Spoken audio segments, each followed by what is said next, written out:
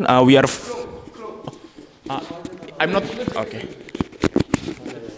Okay. Good morning, everyone. We are from group 15, and we will use the anime Jujutsu Kaisen for today's presentation. And instead of the Shibuya incident, this is the physics incident because there are many things that are not possible in physics. What's your name? My name is Albert. Okay. And then. No, just get your name. Okay, so my name is Albert, and we will start from the page 1. Okay, this is our member, and we. Please stop. You already go from.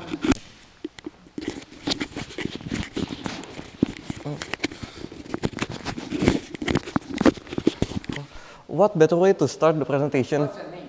Oh, my name is Michael Huang. And what better way to start our presentation than starting from the season 1 and episode 1? From the video we've seen, there's a problem that I detected. And the problem is that can a normal human being jump and break a window in the second floor? Okay. Yes. To tackle this issue, I've decided to separate the problem into two components, which is the vertical components and the horizontal components. The vertical components being the jumping itself. Can a human being jump and reach the second floor? While the second component is the horizontal component, which is can a human being kick through a normal glass window? Why I decided to separate into two is based on the video, we can see that when Yuji Itadori is kicking the window, he is at the peak of his jump. So it suggests that during the process of kicking the window, there is minimum force gain from the vertical movement of Yuji Itadori. To tackle the vertical movement, we can use the formula of the principle of conservation of energy, as the potential energy gain at the top of the jump would be equal to the kinetic energy produced at the ground level during the jump. And thus we can calculate using the formula of kinetic energy equals to potential energy to find the velocity of the square root of 2 times gravity times height, which will equal to the 9.9. So I don't understand. So he jumped to the 5-meter height? Oh yeah. Okay. Oh yeah. Since it is the second story window and the window is not located at the ground of the second level, I assume that the height of the window and the height that he jumped is 5 meters. That's why the velocity is 9.9 meters per second. And the kinetic energy at takeoff, I managed to calculate it at 3,920 joules, meaning that the average net force needed for Yuji Itadori to make the jump is 7,840 newtons. I calculated using the work formula of force times distance, where the distance equals to where the distance is takeoff distance, which is the movement of his central gravity of mass during the jumping motion. Besides the actual force needed to move Yuji Itadori, there's also force to contract the initial contract of gravity, which can be calculated as 784 Newton. As if we don't take into account the this 784 Newton is basically the minimum force required for Yuji Itadori to move vertically. So if the initial force is less than 784, Yuji Itadori will not move upwards. Well, so the total leg force that Yuji must apply is 8,624 Newton. Now, is this possible? Well, based on my research, the highest recorded jump is belonging to Christopher Spell according to the Guinness World Record. His mass is 76 kilograms, and he managed to perform a standing jump of 1.7 meters. assuming he has the same takeoff distance, his average force is only 2,528, which is far below what Yuji Itadori managed to do to jump into the second story. Thus, the total leg force that Christopher applied is only 3,273, which is also way below what Yuji Itadori managed to do.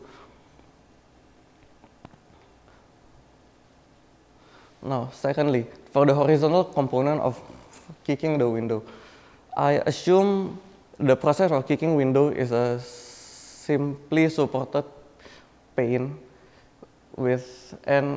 since Yuji Itadori is kicking at roughly at the midpoint of the window, so I'm taking it as a point load at the middle of a simply supported plane. For we to calculate the point load is we need to first find the maximum moment that the glass pane could handle before breaking, which can be calculated by the point load times length of the window divided by 4. While I represents the moment of inertia, which can be calculated by the effective width carrying load, which is 0.5, which I assume to be 0.5 meters, and the thickness, which I assume that the average glass window is 6 millimeters.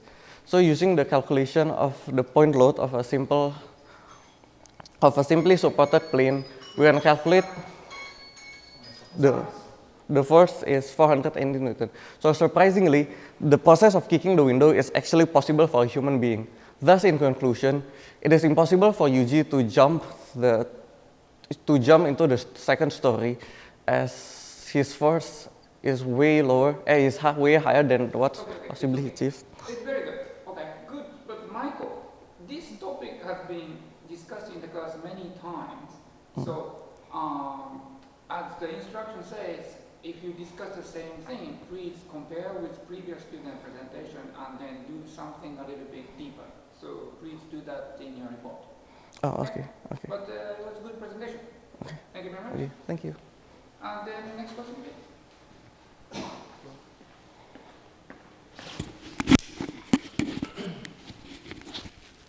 You are Nathaniel? Yeah. Nathan. Nathan. Yeah. I remember your name. Good.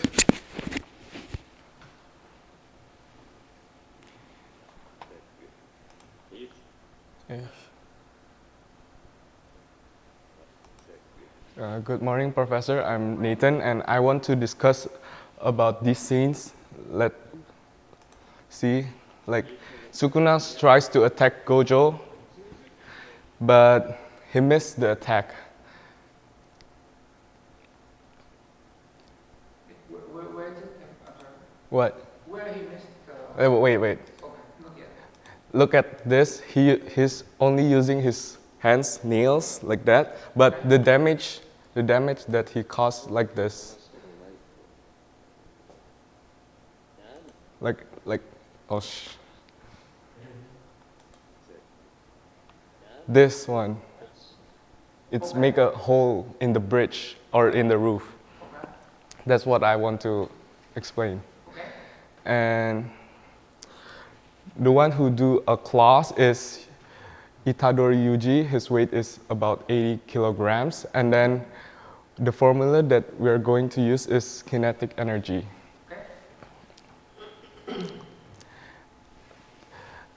To calculate, is it possible or impossible, we need to calculate the mass of our hand first. It's not our whole body, it's the effective mass.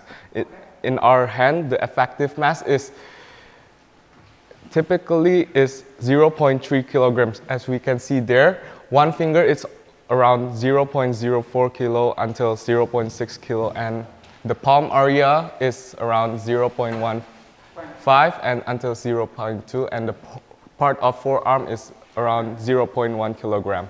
And the velocity we get that if you punch, it's around 6 until 14 meter per second, and when you slap, it's around 4 until 6 meter per second, and the claw motion is 2 until 4 meter per second. Why it's more slower? Because fingers are more short, so it's less acceleration, and Fine, go ahead. and the muscles are more weaker than we use our hands. And as we can see, if you use the kinetic energy, we use 2 until 4 meter per second. As we can see, the kinetic energy is between 0.6 joules until 2.4 joules, or we can say just 3 joules.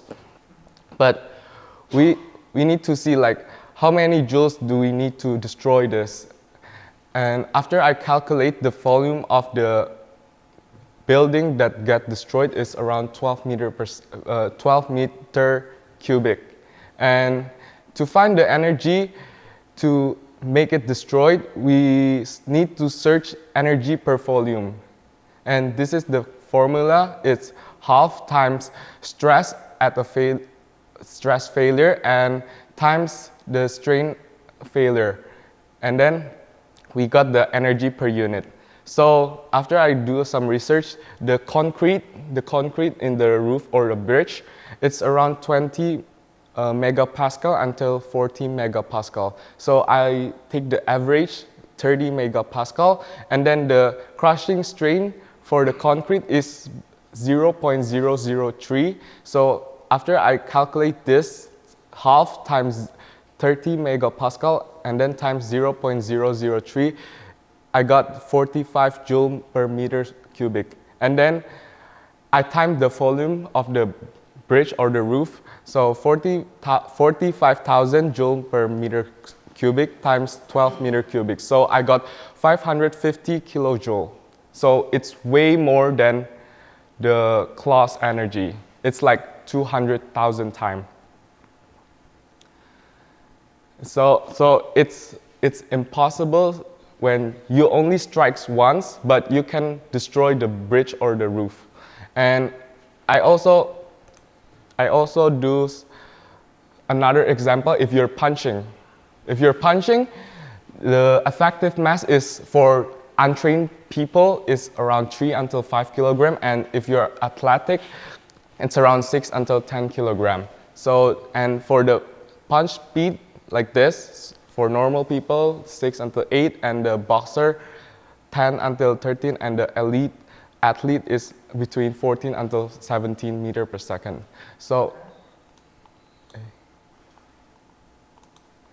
after I calculate this, for the average people, it's only 504 joules. And like for the top fighter, I also search on the internet, it's around like 1,500, like I got 1,445 joules. So it doesn't make sense if you're if you're punching or you're clawing something. So it doesn't make sense. So that means the concrete requires 100 or 1,000 times more energy than even the strongest. Thank you very much. And then, yeah. Okay, so in your report, say if you're a magician, okay, how do you make this happen? Can you consider in your report? I also add this. If you want to punch one time, you maybe need for 1 kilogram TNT, you can get this energy. Okay, change the material, okay, with your punch, okay, not TNT. With Okay. what? Change the material, okay, make it paper or whatever. Yes. Change the strain and then see. Change the Make things happen, okay, that's your vision. Okay, thank you very much. Okay. Very good report. Thank you. I like that. Good job. Okay, who's next?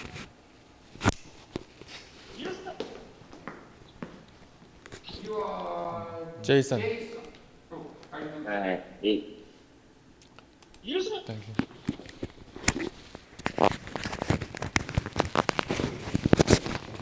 Hello, Professor. I'm Jason. Now I'm going to analyze about Takuma Ino falls from the Cerulean Towers. So let's see the video. Okay.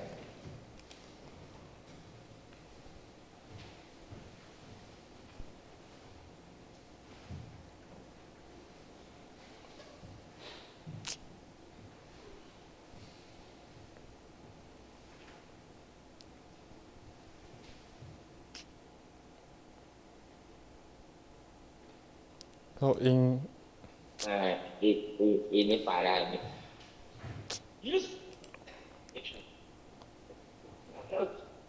wait. In here we can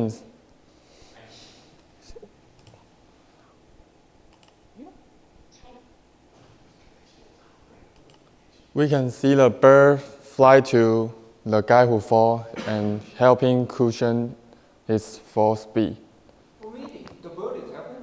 Yeah, the bird fly to his fall guy and helping to cushion only 0.1 second, I think,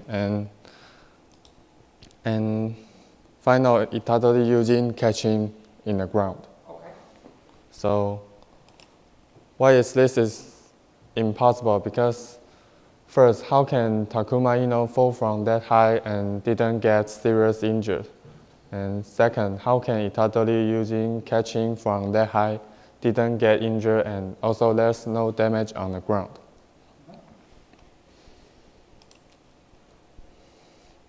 So this is the data we need for calculation.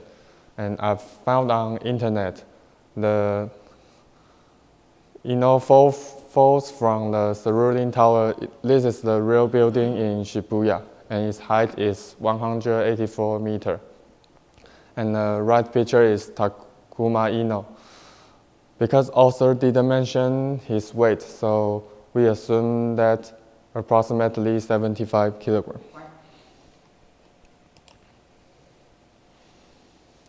So first, we need to calculate the free fall from Cerulean Tower. We use the formula V equals to square root 2 times. Okay, so we calculate the V equals to 60 meters per second. And you can see the bird cushioning his fall speed. So because the contact time is extremely short and the distance is small, so speed reduction is minimal. So we assume a generous estimate that Shikigami reduced Ino speed by 20%. So the V after equals to 48 meters per second.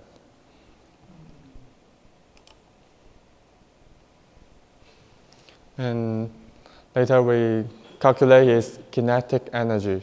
So Ino's mass, okay.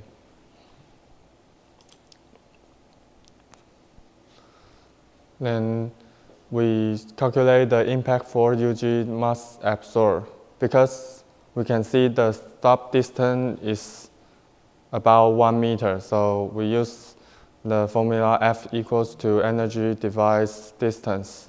So the F is 86,400 newtons.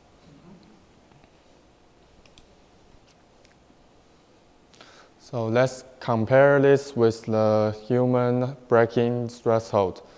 You can see the forearm braking at about 2,000 to 4,000 newtons and the firmer braking at 8,000 to 10,000 newtons. Very good, Jason. So 20% reduction in the speed, where does it happen? Where did it happen? Oh. In the hand of the other guy? You mean 20%? 20%? Where did it happen? Let's see the video. Is it by the bird or? Yeah, it's by the bird. He fly to the falling guy and let them to cushion and he falls. Okay, so 20% guess it's not good. So we need a realistic number. Okay. So please calculate if the bird really can reduce the speed by 20% or how much it can reduce. So that's one thing. Please do that in a report. And also, this has been discussed many times.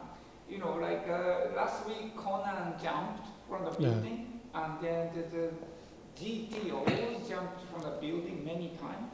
So it has been discussed many times in this class.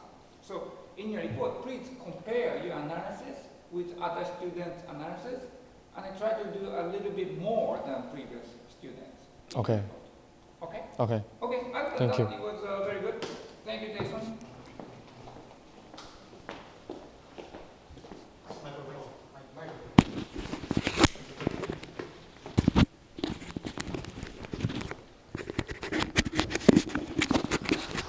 So, hi professor, so my name is Farrell, and today, oh wait, Hey, you're Michael?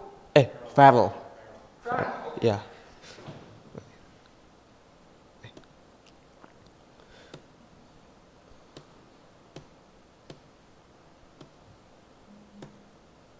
Okay, so today I'm gonna present about Toji Fushiguro running on water, and according to the physics law, is it possible for humans in reality?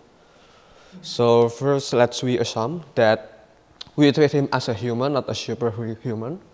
And according to internet, I use that the mass of Toji is 86 kilogram, and the foot contact area with water because I didn't find any image of the shoe of his toe, so I use the average normal people, which is around 0.03, and the gravity and the density of water. And first, I use the how can surface tension hold a human. So first, I use the force from surface tensions. So based on engineering, I use the gamma for F surface equals to gamma times L. And I use based on Toji body, the typical adult shoes with length. I use the P ellipse. So by the calculation, I get the surface perimeter about L equal to 0.7 meter.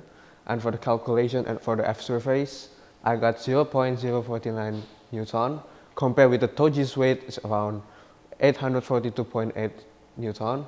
And with the huge amount difference, we can tell about that the Toji is about 7,200 times too heavy, which is the surface tension is basically useless for human and for Tojis in here, using the physics law. And if it doesn't work, then the only other way is using the dynamic support. To every step, the foot must hit the water and kicks the water downwards. So direction force from the water pushes the foot, the person upward. And to not sink, we need to make the equation that average upward force to equals to weight, which is I make to F equals to M times gravity. And I use the drag force equations so that the force equals to rho times A times V squared. And I can set to the another equations, which is the rho FV squared times M times G. And next. And from our equation before, that how fast must the foot move, Toji's foot move, so he can float in the water. So here I got it the A, which is before the previous one, and I calculated the speed of it, which is rho times 86 times 9.8 in equals to 5.3 meter per second. And because this is a theoretically, which is in reality, there may be some insufficient force during the actions. So I move up 30% more around to 7.5 to 7.5, which is I average to 7 meter per second. And it's equal to 27 kilometer per hour straight down into water every step, which is its inhuman capability. It's like when you hit with the baseball head into the water, and it's not possible. And next, I count the crazy step rate and accelerations that assume that the human leg swing range is around 0.45 into 0.55 during running, and the downward stroke distance is 0.5. I take the middle. And from the previous slide, we get the downward speed around 7 meters per second. And to get the time for one downstroke is equals to distance times v, which is equals to 0.071 seconds. And for the full cycles, because he needs to step up, down, and up, right? So I combine times 2 into 0.1432 seconds. And for the step frequency per foot, for the steps per second, I divided 1 divided by the full cycle seconds, which is I got 7 steps per second. And with 2 feet, we got 14 foot impacts per second. And the acceleration of the leg must be around 100 milli per second square. And the g-force that he will get is around 10 g-force. So the leg experience must experience 10 g every step, which is not possible because real human can do this continuously without breaking his tensions or bones. So tendons start to fail between 4 and 6 g-force. So it's not possible. And next we try to maybe how much power does he need to able to having these actions. So I put the work equations, which is works equals force times displacement. And okay, so here are the required power. I counted the power and equals to almost 6,000, and I compare to the normal human and trained athlete and even Olympic cycle sprints. Toji run 3 until 10 times more. So the conclusion is that I got is that here that the surface tension is almost 17,000 too small, and for the dynamic force, yeah. So, okay, very nice. You show it's impossible for human, but can you make a robot to do this? Say, you're saying there's one step, there's a drag force. Yeah. So if you fast enough, then you can stay afloat, right? Yeah, that's it. Can you consider a robot to do that? I've never seen something. No, but maybe I try to solve with how if that the foot's length is really wide like a paper, so it can float. I try to use that. Okay, so Yeah. please consider that in your report. Okay. Other than that, it was great. Yeah. Very nice. Thank you, Carol. Yeah. And then Hassan, you're Hassan. Yes. Good. I remember your name. Hello everyone, my name is Matov Hassan.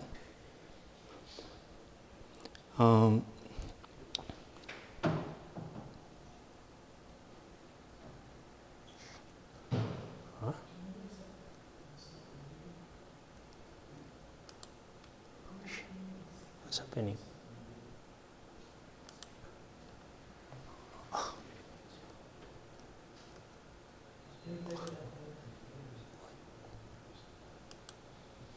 Yeah.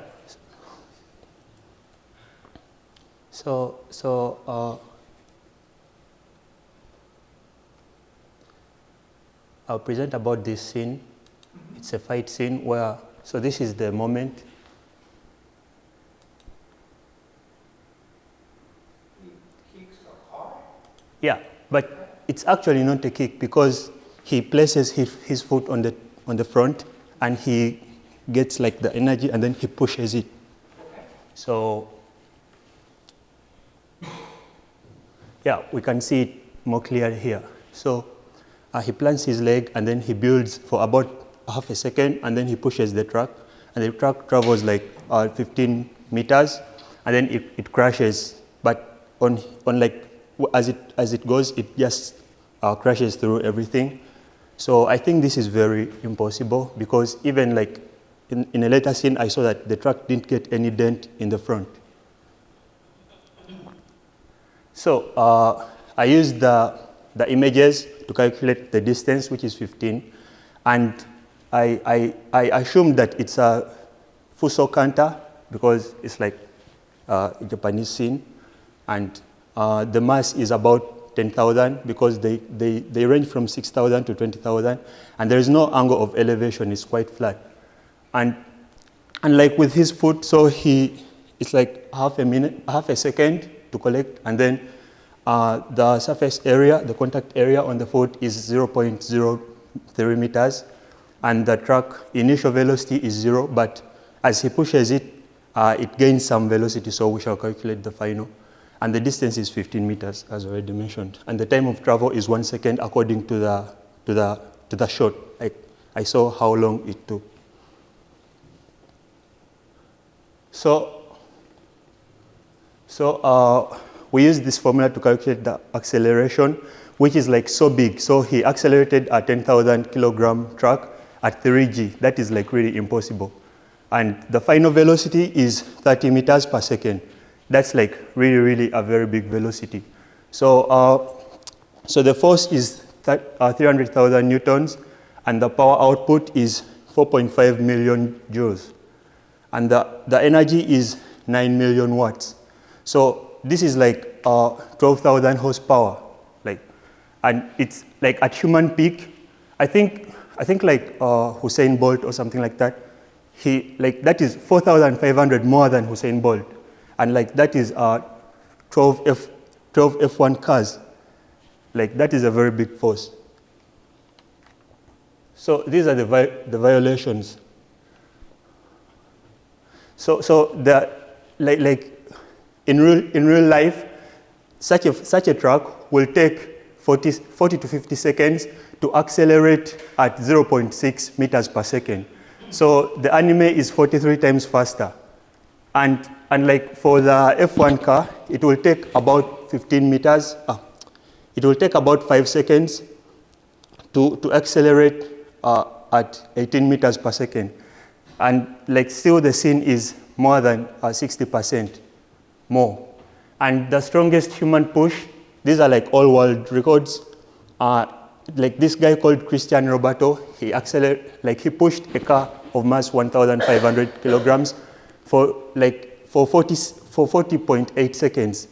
So that is like way bigger than like the guy who just spent only that short time to push like all that big distance.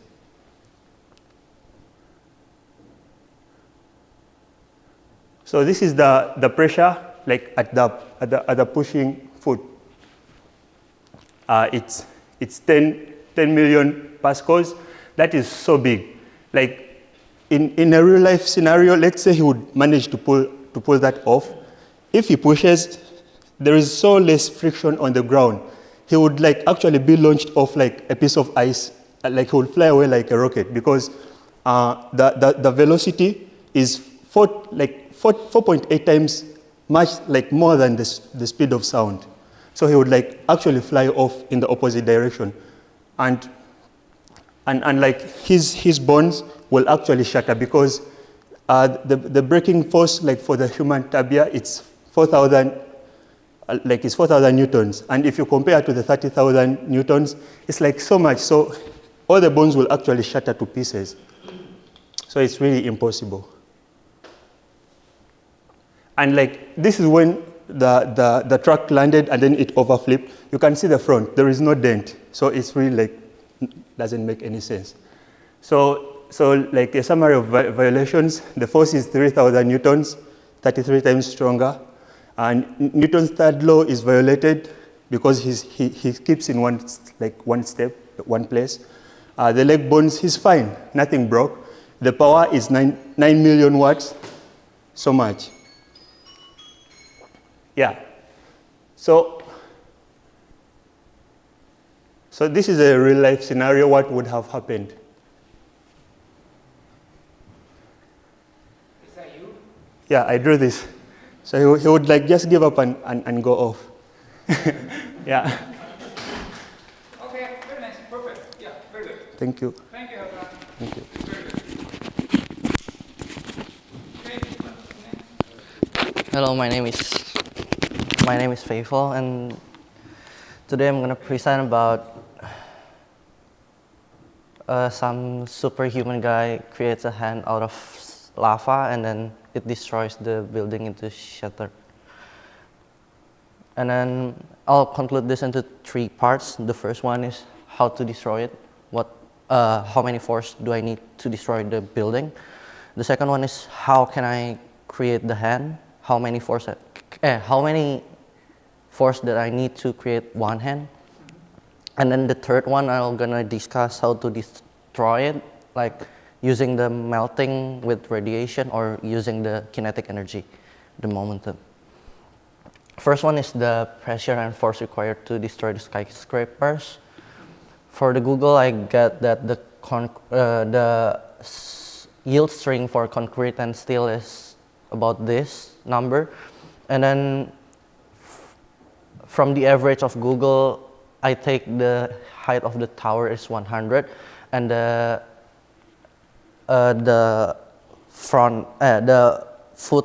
floor area is for 40 times 40 meters square. And for the structural column, the steel structural column, the general size, the general area that I take from Google is 0.5 meters square. And because from the image, the hand size is like half of the building size, then I make the hand sizes like that. So the mass of the hand from the size is like 1.56 times 10 to the power of 8, and then the weight is 1.53 times 10 to the power of 9. And to cause yielding of a standard structural steel column, the required force across a single column of area is F string equals to yield string of steel times AC. The AC is 0.5, and then I got the value of 1.25 times 10 to the power of 8. The hand conducts many columns.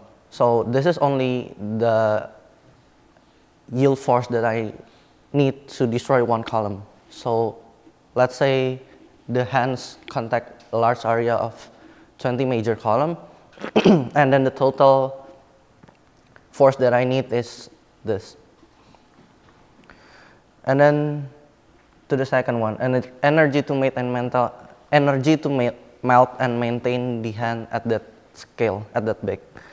So the heat capacity of the heat capacity is 500, and then the energy that I need is 1.06 megajoule per kilogram. And then energy to create one hand. Energy to create one hand is M times delta E. It equals to 1.66 times 10 to the power of 14. It almost equal to 5 kiloton of TNT that is used to bomb Hiroshima before. And next, the third one is heat transfer to the building. This is the first method, like the radiation method to destroy the building. Is it possible or not? So if we destroy the building using the heat transfer, and then I'll use Stephen Boltzmann formula, which is Q radiation equals to this formula, and then with the Stephen Boltzmann constant, which is this value, and then the emissivity is up around this, and I use the middle value is 0.5, and I got this result. And then the time to melt this building, suppose the hand touched a steel element of mass mc and we wish to melt it. Energy needed per kilogram we calculated is this. And if we contact area is 1,000 meters square, and radioactive flux Q radiation is equals to this, and the total radioactive power onto that patch is this. to supply only to melt 1,000 steel, which is every skyscraper will have more than 1,000. 1,000 kilogram of steel needs 3.03 seconds. Like in the image, in the video, the building will like melt slowly, not as fast as destroying that building into pieces. So the second method that I use is momentum and contact dynamic. If a viscous fluid hand, mass m, pushes on a building with velocity v, the impulse and momentum transfer are p m times v for large mass. M, even small velocities create huge impulse. Let's say we use the speed of 0.5. It's like very slow. Like human can walk even faster than that. But with that speed, we can already produce this amount of energy. So like around about what I searched at Google, like around about 11 meters per second. If you move it around 11 meters per second, you can destroy the building already into pieces. You can make it shattered. So it's possible to do, but using the kinetic energy, not the melting method. But it's impossible because no human being can create that two-hand, and then it's using a lot of power, a lot of force to create one single hand. And then this was supposed to be happen, like there's nothing to be happen because we cannot create the hand, and it's required enormous energy to create the hand. Good, Viva. It was good. Let's forget about the hand and please think about how to make this happen in reality. We can make it happen using Next. this. Inner equal. Oh, yeah, okay. Don't use the hand. Okay. You're still using the hand. Yeah. Okay. Oh, so I remove the hand. Yep. Okay, thank you. Next person, please.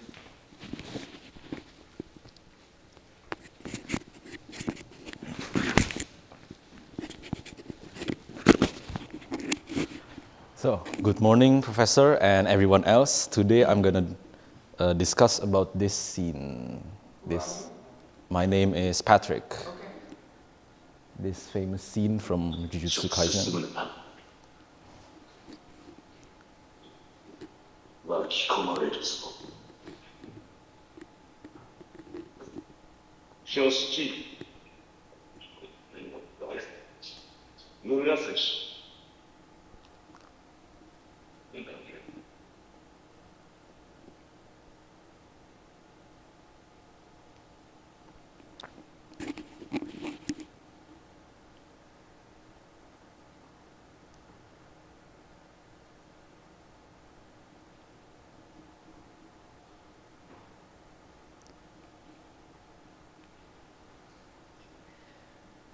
相変わらず規格外だな。それでは払えたかどうかもわからん。 So, what you just saw was Gojo's power, which is hollow purple. And the question I'm going to be answering today is, can Gojo's hollow purple exist in real life? So, firstly, what is hollow purple? Well, according to the anime itself, hollow purple works by having imaginary mass. But if we take that literally, then it will mean something like m equals I kilogram, where I is the square root of -1. But if this were the case, then the mathematics will break up, and we would have something that is faster than light speed, which is impossible, right? And turns out this is actually a physics theory. They're called tachyons. which are hypothetical particles with imaginary mass that move faster than light. But according to physicists, tachyons shouldn't exist in real life. And the second part of the definition is that some definitions say that hollow purple annihilates things, annihilates matter. If this were the case, then the matter would be converted to pure energy, equivalent to the famous equation E equals mc squared. So 1 kilogram of matter would be converted to pure energy, as much as 89.9 petajoules. This is comparable to the biggest nuke, the biggest nuclear bomb in the world, the Tsar Bomba. So a more reasonable thing to, a more reasonable scenario to think about is that hollow purple actually vaporizes stuff instead of annihilating it. So these are my assumptions. So the forest gets turned into gas by heat energy, and then there is no, to make it simple, there is no chemistry involved, and the initial temperature is 25 degrees Celsius, and I'm gonna oversimplify things, or I oversimplify complex mixtures like soil to be simple compounds.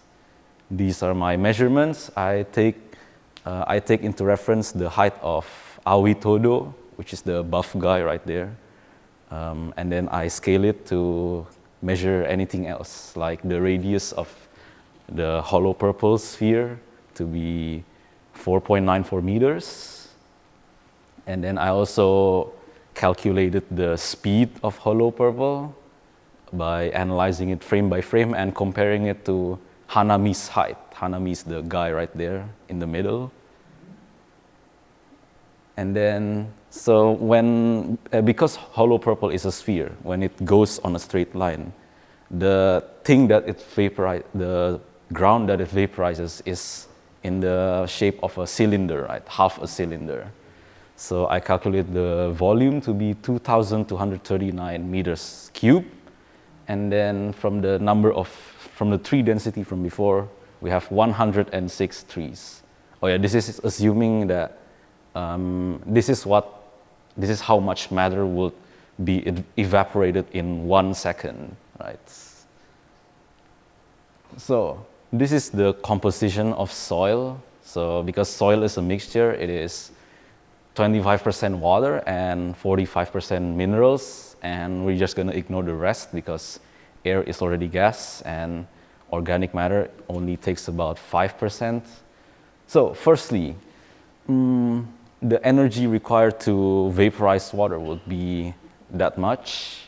And as you might already know, when you want to vaporize water, you need to boil it up, rise the temperature up to 100 degrees Celsius first, the boiling point, and then it will take more energy to actually turn it into gas. So those are the formulas, and if we use those formulas to calculate the energy, it would become about 1.4 terajoules. Next up is the minerals, and this is the oversimplified part, where the oversimplified part plays into parts. So because the minerals in soil is very complex, it's like a lot of compounds and stuff. So I just assume that it is 100% silicon dioxide or quartz. In reality, it's about only like 50%. And another thing to notice is that I left the latent heat empty because I couldn't find it anywhere in the internet. So I get the result of 4.3 terajoules to N plus something else based on the latent heat of silicon dioxide. Next up is the water inside the tree, and because trees are complex, I only take into account the water inside the trees, which is about 50%, and it's the same thing as before. So if we add all of those up, we would get the final value of 5.792 terajoules. And because this happened in the span of 1 second, the power of hollow purple would be the same number, but with watts. Oh yeah, and don't forget about the extra stuff from the latent heat of silicon dioxide. So if we, for comparison, we compare this to the worldwide electricity consumption, which is about 29,000 terawatt hours in a year. If we do some math, we would get that it's the same as 3.3 terawatts, which is still smaller than hollow purple, but it's comparable. And the next question is, how would we actually transfer the heat? We can't just have like a projectile, throw it, because it will fall to the ground and get stopped by the trees. So a thing I've come up with is lasers, using lasers. Because lasers, the beam of lasers travel in a straight line because of how it works, right? And when the laser beam hits objects, it will convert its light energy into heat energy. And this is the interesting part. We can interpret lasers as imaginary mass because photons have zero mass, right? And so is this actually possible in real life? Can we have a 5 terawatt laser in real life?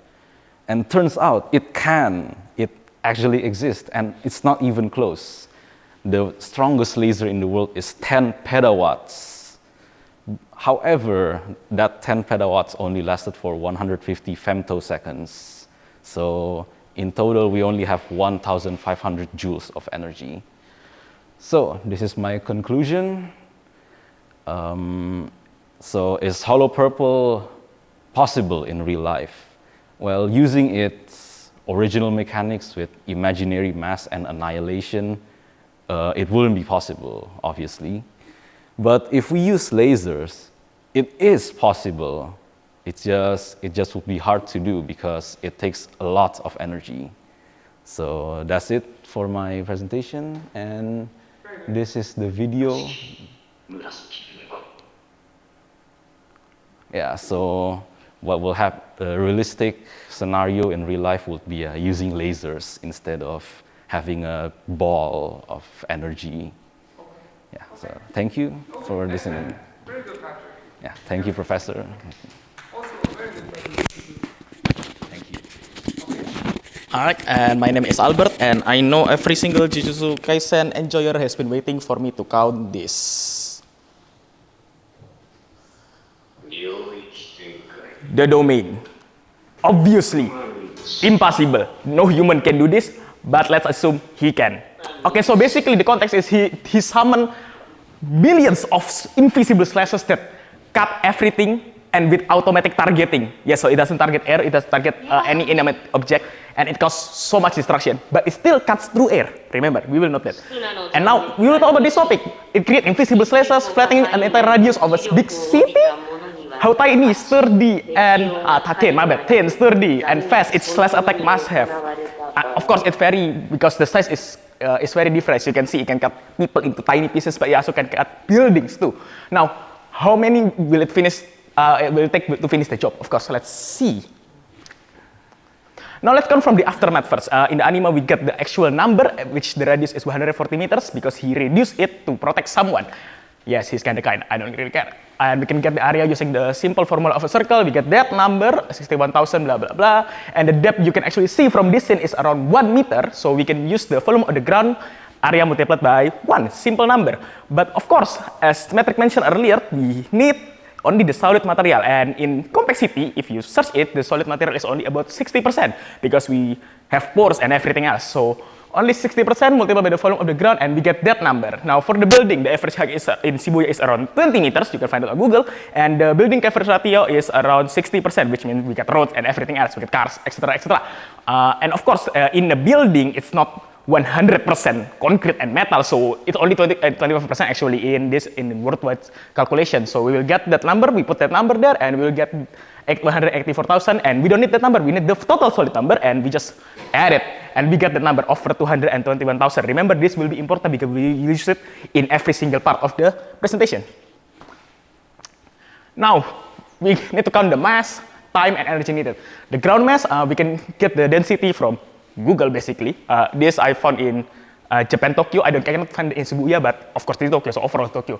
1600, and we get the mass by the simple formula of multiplying volume by the density. We get that mass, and then the building the same, times 400. We get that mass, and we just add it, and it becomes 500 million kilogram. That's the mass it can remove.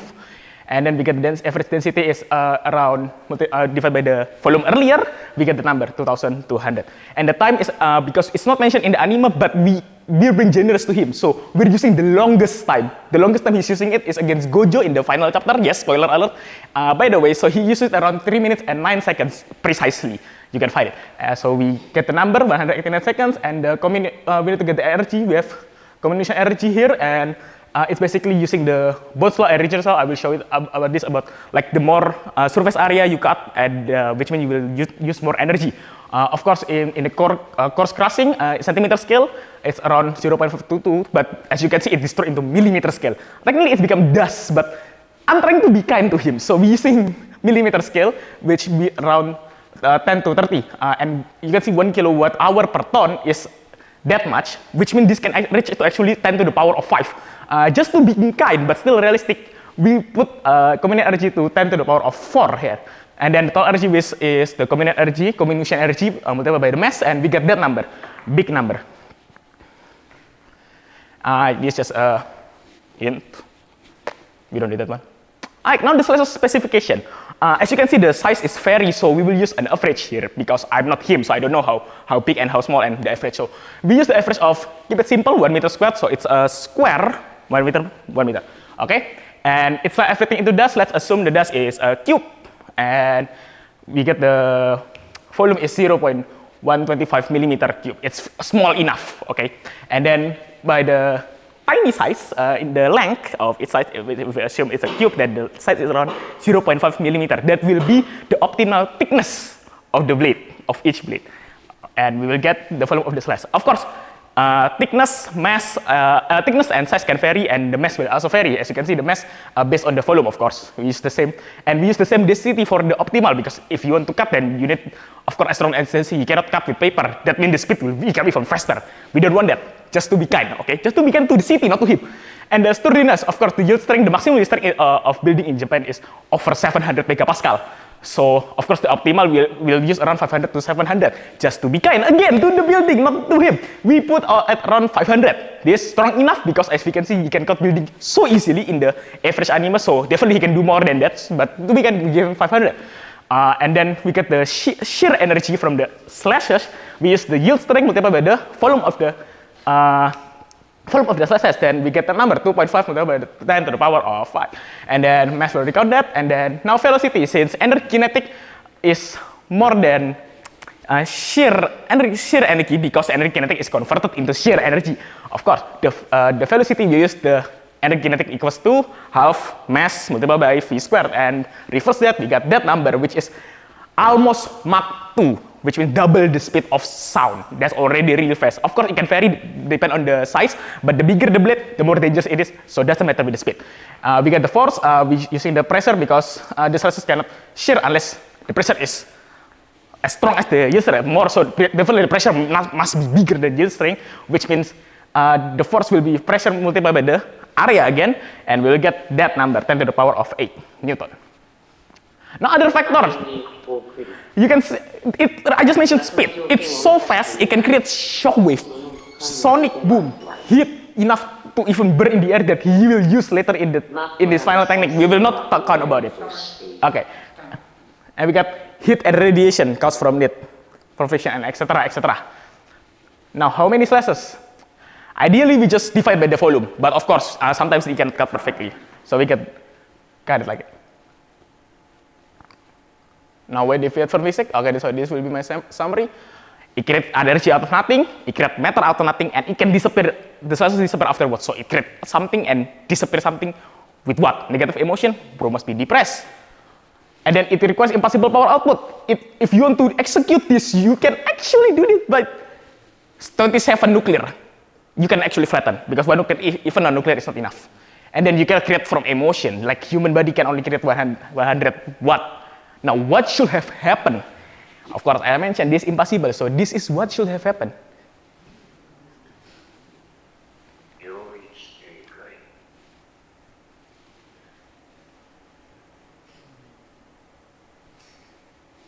He will get absolutely destroyed. That's what should have happened.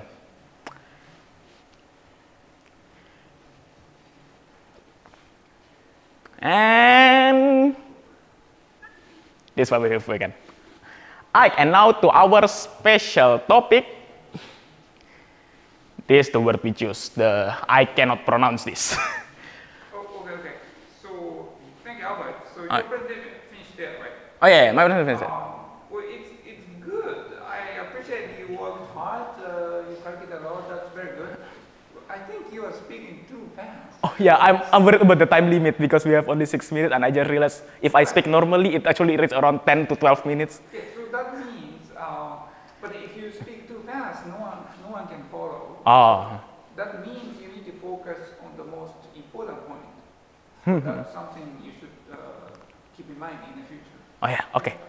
But good, I can tell you worked hard. So that's good. Yeah. Okay, thank you. I didn't explain the word.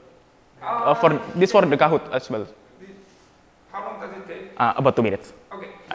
So this word is a radius of event horizon. Of course, this when the speed is so fast, you don't even light can escape. Then you can see that's the formula there. And then we can explain it in 3 things. Of course, we can explain in escape velocity. Of course, the escape velocity of the light when the v escape will reach the speed of light, it becomes that.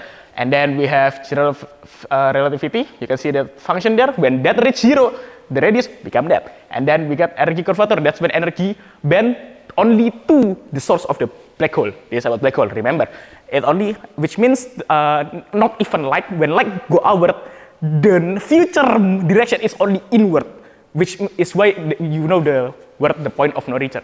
So this is the point of no return, and this is that word I cannot pronounce. Thank you very much. Okay, thank you. And now quiz time. Let's do quiz.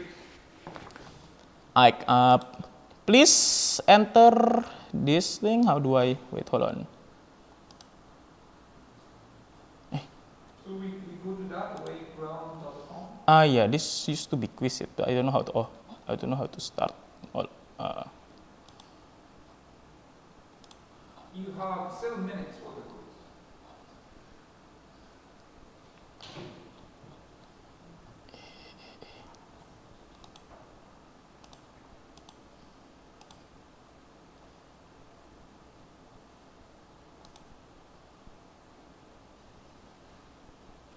The start button disappear, bro.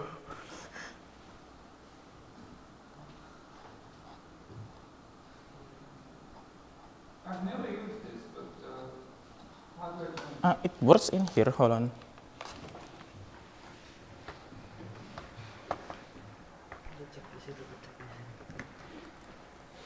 Kasih aku wifi.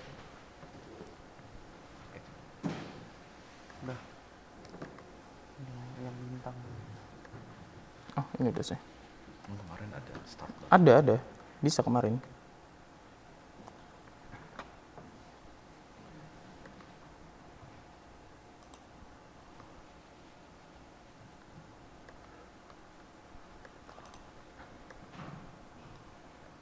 Nggak ada, bintang gimana? Cek kan? Oh, ini.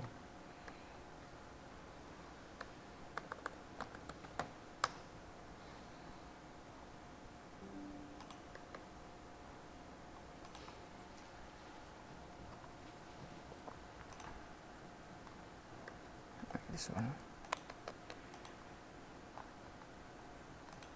Nah. Okay. Udah, aman. Di situ kan. Oh ya, play. Oh, you can play there. Okay, nice. Live lesson, live. Start. Ini langsung start aja. Alright, we don't need this then. Alright, please join. You can open Wayground or you can scan the QR using your phone. The language will be in Chinese because it just changed from quizzes. If you know the name, it was quizzes and now it became Wayground. If you... But you need to share this. Oh, yeah. Sorry. Oh iya, already kan? Oh, Jaime ya? Oh, ini. Sorry. I'm so sorry. Let me. Mana? Apa? Ini. Iya, sabar. There's something else. Background. Okay. Can you see it? Okay, my bad. You can enter the code, open background, or scan the QR code. We got only 3 participants here. You guys cannot join. Nathan, Barrett, you guys cannot join. You know cancer. Oh yeah, No. no. Please don't. I see your name. Different Nathan. Another Nathan. We got other people, yeah, we got it. Alright, please, you can enter the QR code or you can enter the code. And if it's in Chinese and you just happen to don't speak Chinese, you can translate the page via your browser. Don't worry, the question will be stay in English. So once you enter, you don't need the translation. Or you can just screenshot it. So, shall we start? Alright, so I can start now. Okay, let's start. We need to stop at 9:40, okay? Okay. Now, you can see this is the first problem from Michael's presentation. Please answer this question. Where is the ABCD? Okay, it's in there. You got 30 seconds.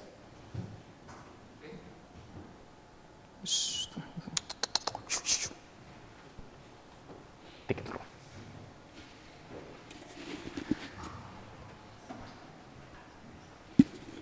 10 seconds. Holy. Nathan! I think someone cheated here. Anyway. Next. We got the second problem from Nathan's presentation. Please tell me why is it impossible for Sukuna to break a 12-meter cubic concrete wall with one punch? One claw, something like that. I mistyped, I think. You can scroll, by the way, if you're on laptop. I'm just gonna tell you, you can see there is a scroll there. And in the phone, it's automatically seen, yeah. Nice. Your question is not that fun, but everyone got correctly, surprisingly. Next, we got the third one, catching someone from the high up. How much force will break Yuji's forearm? Please count the answer. We already talked about this, but I still forgot the answer, by the way.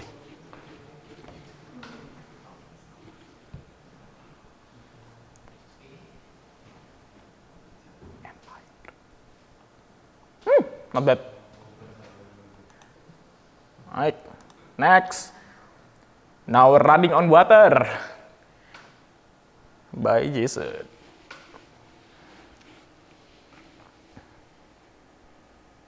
This huge, that's G. Hold on.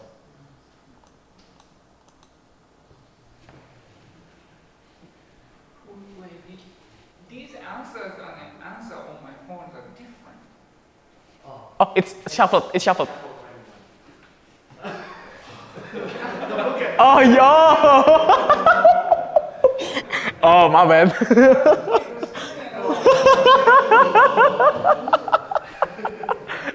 I'm so sorry. Alright, now the child support hater.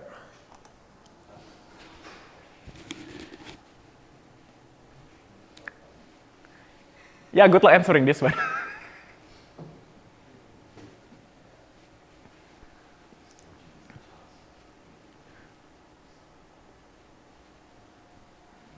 Only one. I'll give you an extra 15 seconds actually. Alright. Ini susah aja, ini susah banget.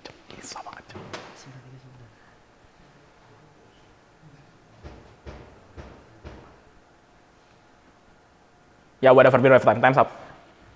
Okay. Alright, 33%. My bad. And now the Stephen Boltzmann constant. How big is it?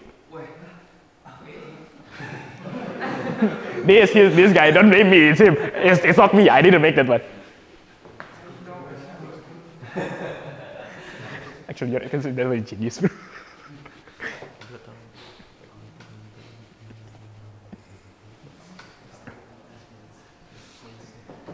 10, 9, 8, 7, 6, 5, 4, 3, 2, 1. Alright. Oh, not bad. Alright, now Patrick's about heat.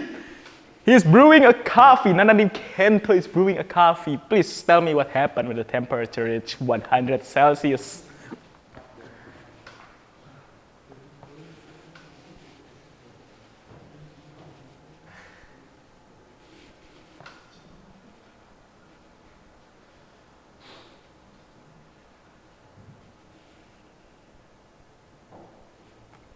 Okay.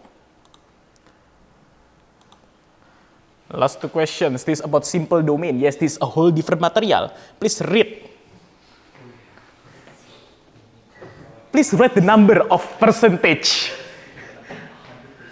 that suppose you will survive this. And I've mentioned this actually, even though I didn't get to present the entire thing, but I've mentioned this part specifically. This is the most important part.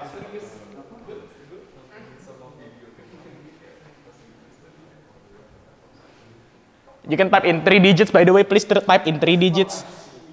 So if it's like 0%, you do 0, 0, 0, 1%, 0, 0, 1, 12%, 0, 1, 2, and 100%, 1, 0, 0.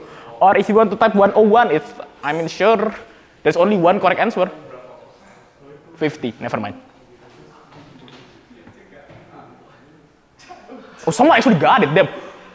Nathan got it? I'm not done, why 0? Sort them out. Sort them out, what become what, and then what become what, and then what become what. This double point, by the way.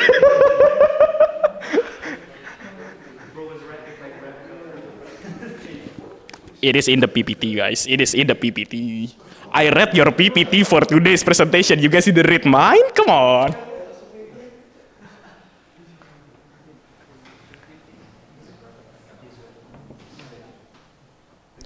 Oh, by the way, when this is 30, I will end this. You have 25 seconds. 20 seconds. I put too much time. This triple point, by the way. Oh no, this the double point. The last one is about the word. That's the one that triple point. 10 seconds.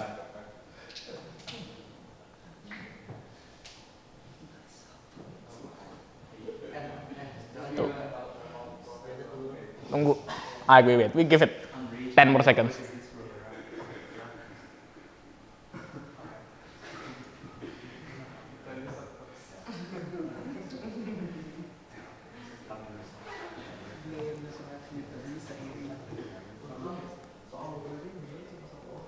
Ten seconds, guys. 10 seconds.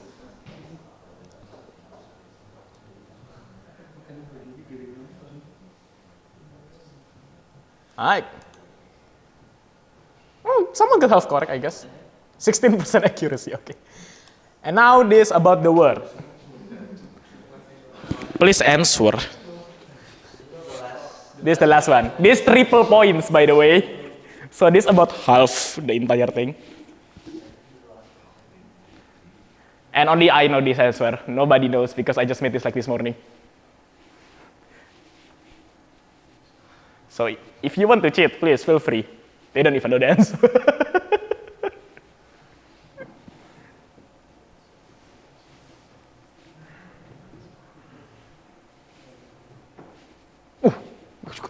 Damn. Alright, and let's see who's in the podium. Farrell, Nathan, and who's fell? Oh, online. Okay. And they got the 3 winner. Damn, look at the. Okay. Hi. Thank you very much. Thank you very much. And I need to talk a little bit, do a little bit of lecture, so Hi. can you put the Google Meet me Hi. so that I can.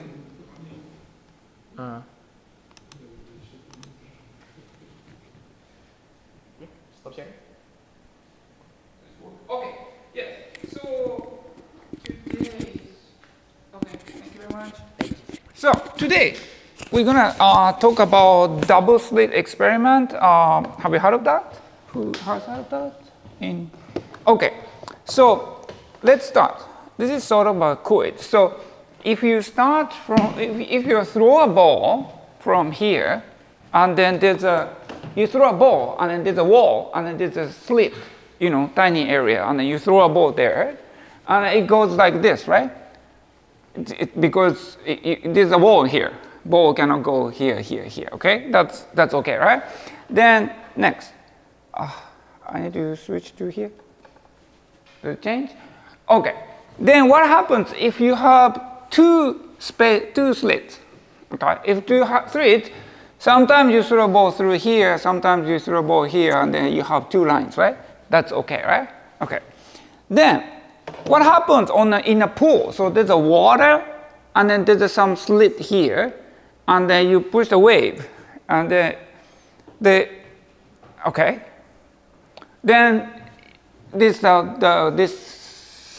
wave goes. The wave, in this case, it's not a ball; it's a wave, right? So wave goes like this and hits here, right?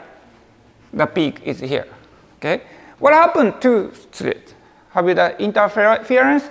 If you have two slits in the water, the wave goes from here and interfere. And so some places the two waves are going to push each other, and then here cancels each other, and then here strengthen each other, so you get the stripe, right? You know that, right? This is called interference. Okay. Now, you put the electron here, not a ball, it's a tiny particle, and then there are two slits. What happens here? Do you see a two line here, or you have interference like many lines? Which is that? Who thinks there are two lines? Okay, Albert. Who thinks there are many lines? Okay, let's see the answer here. Many lines. Why is that? Why is that? Electron, in old times, people thought electron is a particle, like a ball, right? And people thought, okay, it's a ball, so there should be a two line because two slits. But it's not, they're striped. Because these particles have a property of a wave as well. So they interfere, okay? So it's not just a particle, so the electrons going through here and here interact and interfere. So that's why there are, stripes. So that's one thing, one takeaway. The elementary particle has a nature of or property of wave, okay? Now next question. Okay. Now, okay. When you do this, because you throw many electrons, sometimes electrons interfere each other, right? What if you just throw it one by one, okay? Not many. You throw one, okay? Then it's a one electron, so either it goes through here or goes through here, right? So you might think there may be two lines in this case, no? Because if you throw one at a time, it can go here, it goes through here, and there's nothing else to interfere. Okay, now I ask a question. Do you think there's two lines, as I said, or many lines, when you throw one by one? Who thinks two lines? Okay, who thinks many lines? Okay, the answer is here. There are many lines. Even if you throw one at a time, there's interference. What's going on? There's only one particle. What is it going to interfere with? Because this electron is not a particle, but then, at the very small particles exist as a probability. So there's some probability going through here, some probability going through here. So 20% going here, 80% going here, and then they can interfere. So this is completely different from ball. Now, okay. Now we set a detector here. Oh, why am I? Anyway, detector here, and then we measure here which slit this electron went through, okay? So we have a camera here. So it went here, or if it went here, we measure it. Now, do we have many lines or 2 lines? 2. Who thinks 2?